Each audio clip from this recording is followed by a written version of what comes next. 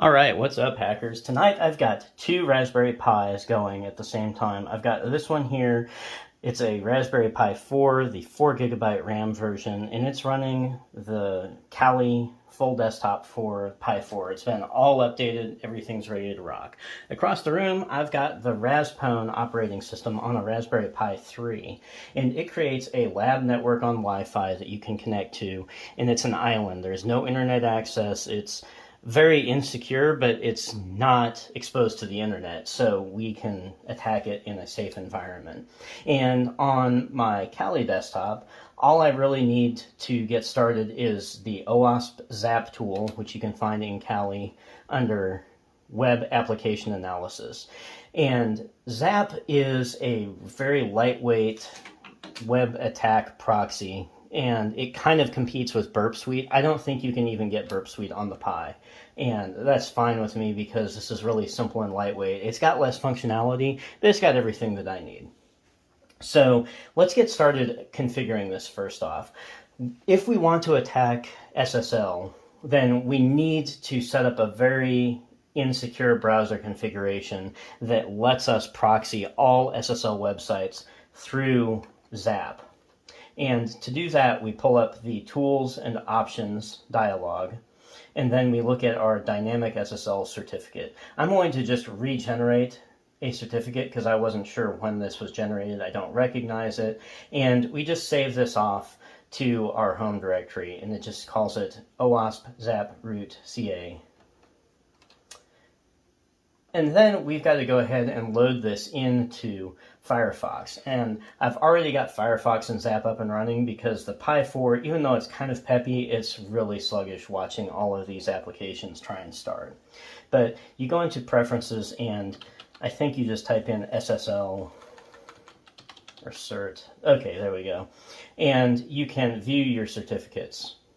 And we're going to import a new CA certificate.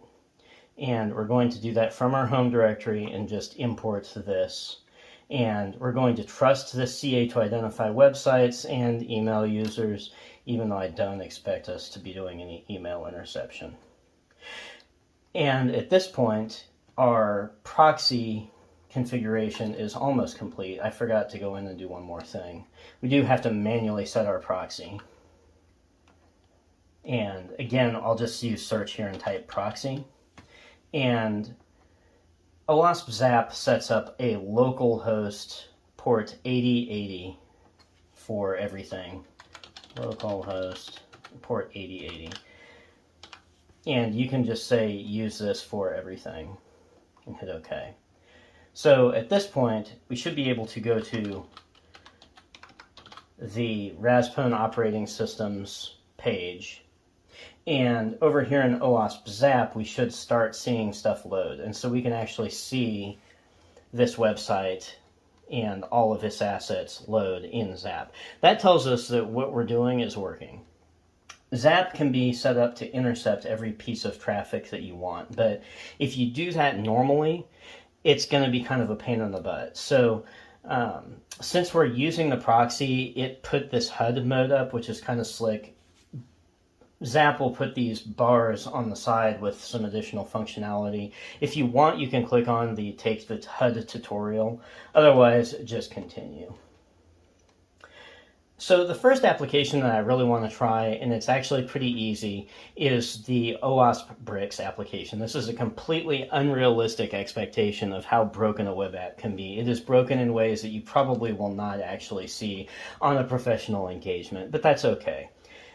I'm going to go ahead for login number 2. This is a challenge that the basic challenge is just do an SQL injection attack, and we can type foo and bar and don't save.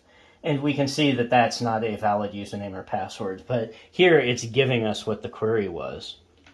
And I know that if I want to do SQL injection, then I say foo, and then I say or 1 equals 1. And then I use this double dash, which denotes the end of a query. And what this will do is select star from users where name equals foo, close quote, or 1 equals 1, and then end the query. So no longer even asking about this end password equals whatever. This will be true all the time because 1 is equal to 1 because this is an either or situation. And so if I do this, this should work, right?